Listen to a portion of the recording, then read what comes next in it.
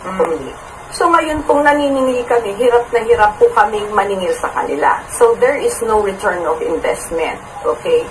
Of course, sa ospital ng Maynila, hindi naman po kami naniningil. So wala din pong return of investment doon. But we have to maintain everything.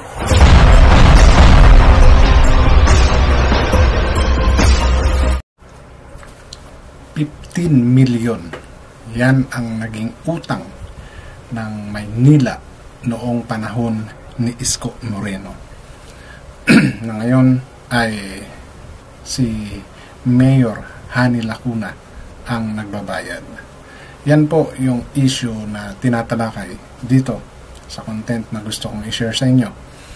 At ito yung isa sa naging mainit na usapan noon na utang daw ni Isko Moreno. So, kung ano po yung detalye niyan, atin pong pag-uusapan sa video na to. At kung bago po kayo sa aking channel, please don't forget to like, share, and subscribe na rin po and pakihit ng notification bell para maging aware kayo sa aking mga upcoming content. Any comment, suggestion, or recommendation, please leave it on our comment section and hopefully we can discuss further about this video. So, issue lang po tayo, walang personalan. So, ang lahat ng aking sinasabi rito ay pawang opinion ko lamang na nakabase sa aking nabasa, nakita, at narinig sa social media. So, yun nga, balikan natin. Sa interview ito ni Karen Davila, na tanong niya na isa sa nagpahirap dito kay Hani Lacuna is yung pagbabayad ng utang nila na 15 billion. Okay, B, ha? 15 billion para sa syudad ng Maynila. So, ano-ano yung mga naging coverages nito. So, bago ko po i-play yung video at marinig ninyo kung ano yung mga sasabihin ni Mayor Hani Lacuna, gusto ko po munang ipakita sa inyo. Ito is nakita ko sa isa sa mga nag-vlog din about sa mga nagastusan. Okay, maring ito ang ilan sa mga nagastusan doon sa 15 billion na yun. So, let's see. Ito po. So, susubukan natin palakihin para makita natin yung ibang detalye. Alright. So, ilan lang po yan, ha? Sa mga ginastusan ng 15 billion na yan. Okay? So, education, senior PW. So, yan. Na nagawa niya sa loob ng 2 taon. So, paki-comment kung yan po ba, lalo na sa mga taga Maynila, kung lahat po ba yan ay natapos or tinuloy yan ni Hani Lacuna. Okay? So, iyan po ang ilan sa mga napagkagastusan. And I think Manila Zoo is one of those na kasama rito. Education or beautification. So, hindi ko makita yung sa Manila Zoo. Kasi, isa daw sa may malaking pinagkagastusan itong modernization ng Manila Zoo na according nga kay Isko Moreno ay base sa Singapore style ang Manila Zoo dito. Alright, so yan po yung ilan sa ginastusan ng 15 billion na yon. So, syempre, tumakbo siya sa pagka-presidente, so naiwan lahat kay Hani Lacuna. Na ngayon, siyang binabayaran ni Hani. At most of it is wala pang return of investment. Ang matindi kasi rito, yung mga housing na pinagawa, according to Hani, ay nahihirapan silang maningil. So kung ano man po yung sinasabi ko, let's play this video. What did Isko do something? You talked about it one time. He left you with a lot of loans. You said that. Correct. What was difficult on your end? Very difficult on my end. Yung bayaran yung mga loans.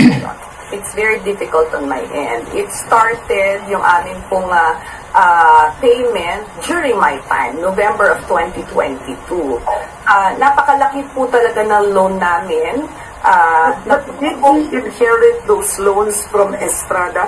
No, no. These are loans during his time. 15 billion napunta po from Development Bank of the Philippines. Napunta po sa a lot of infrastructure. 7 housing projects. And then 1 to 4 schools, if I'm not mistaken, Manila Zoo and Hospital ng Maynila. And then another 2.8 million para po sa mga instruments and medical equipments for Hospital ng Maynila. Don't get me wrong. These are all good projects and we are part of it. Okay? We just started it. I tried to finish it. Meron pa ho tayong 3 housing projects na hindi pa ho natatapos hanggang ngayon. And then, so, which means, yung mga nakita nyo kanina ay pinagpatuloy talaga ni Hani Lacuna na habang pinagpapatuloy niya yan, kailangan niyang bayaran yung mga inutang ni Isko Moreno. Okay? And ilang school yung pinagawa niya at ilang hospital. Diba? Bukod pa doon sa yung condominium, marami siyang mga pinagawang infrastructure housing.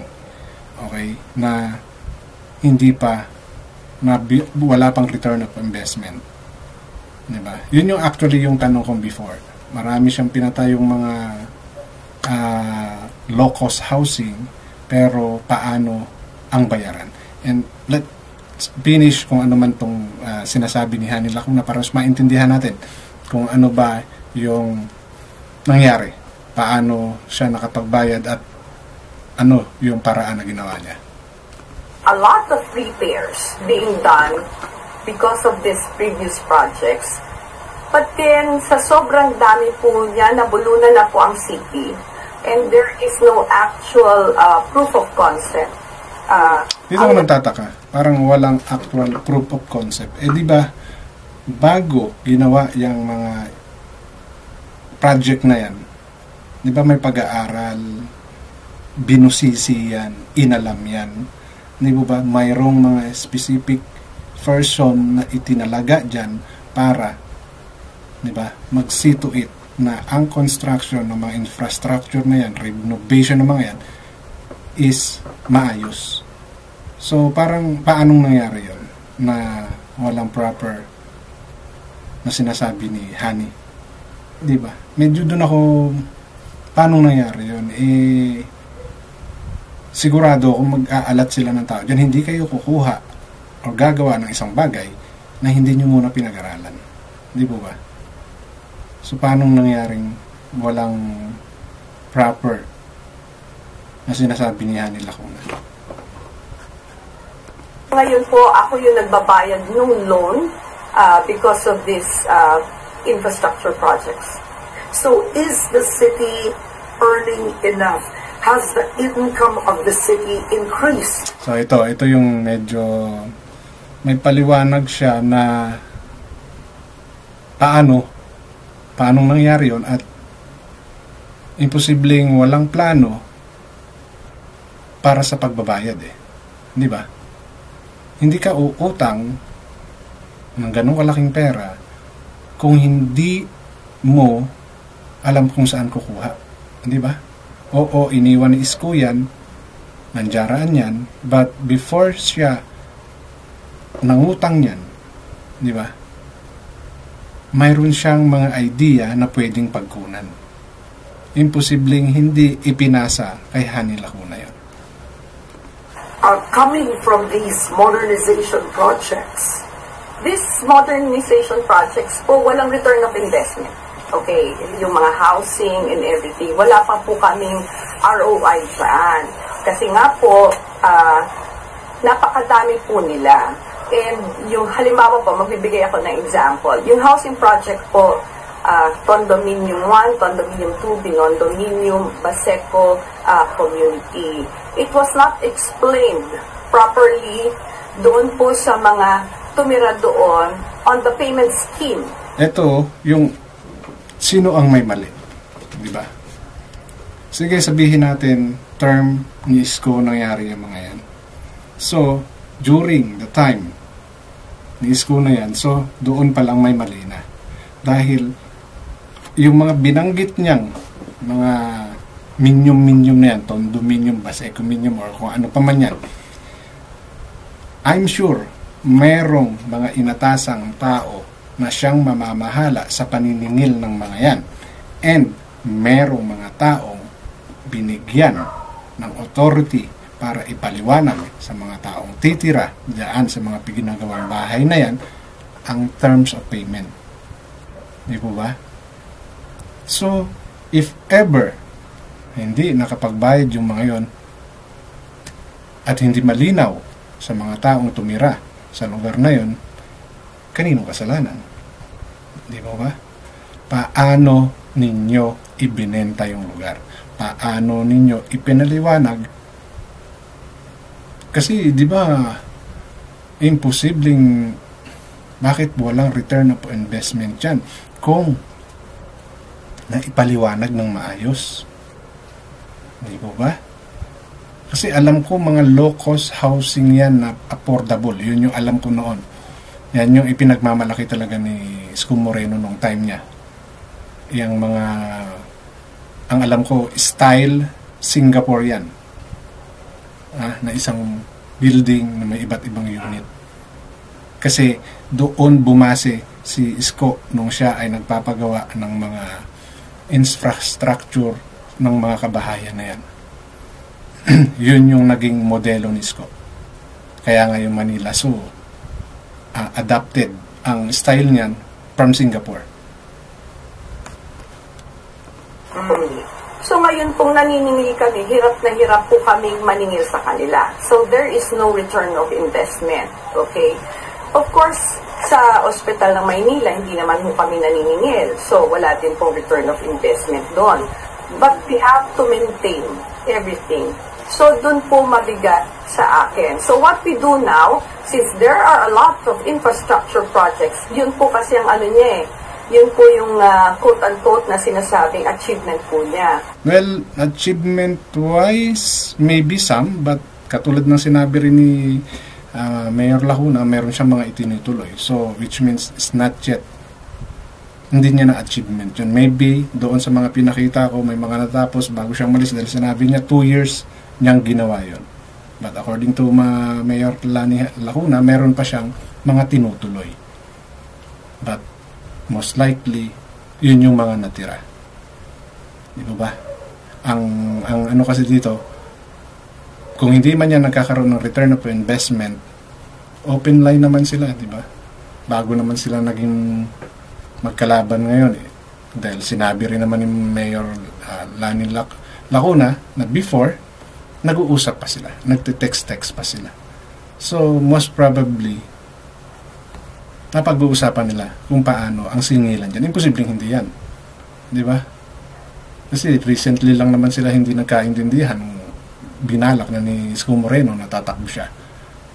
Pero yung regarding dyan sa mga singilan na yan, let's say, hindi naging maganda yung pagbalangkas nila Mayor nila Isko before, since it's her time.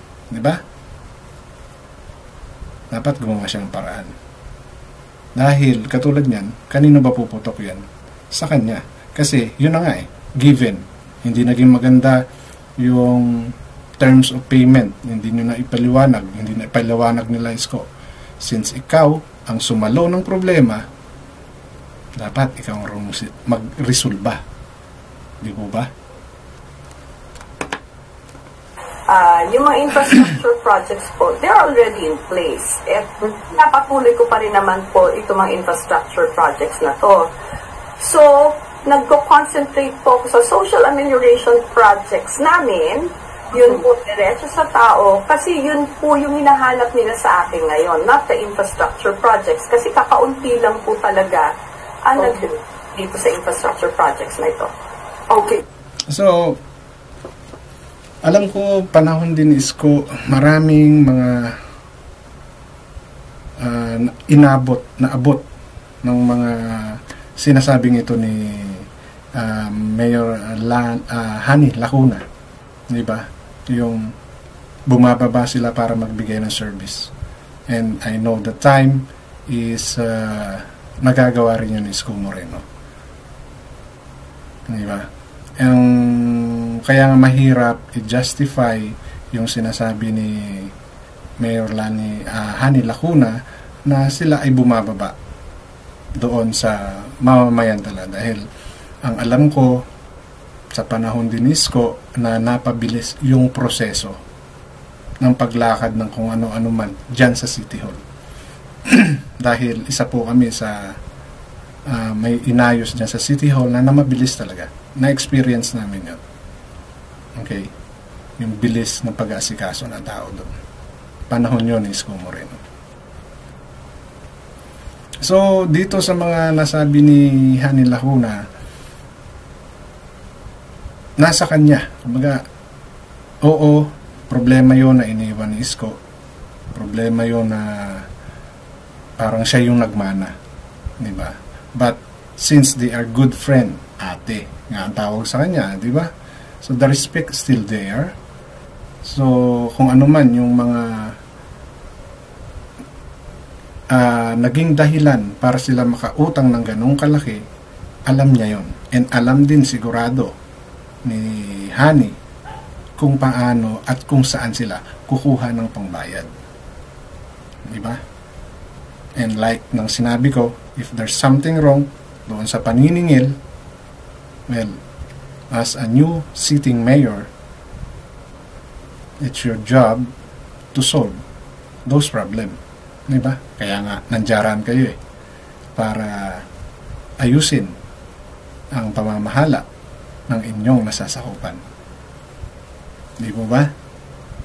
So, yun lang po. Yung gusto kong i-share sa video na to, and I hope you learn something.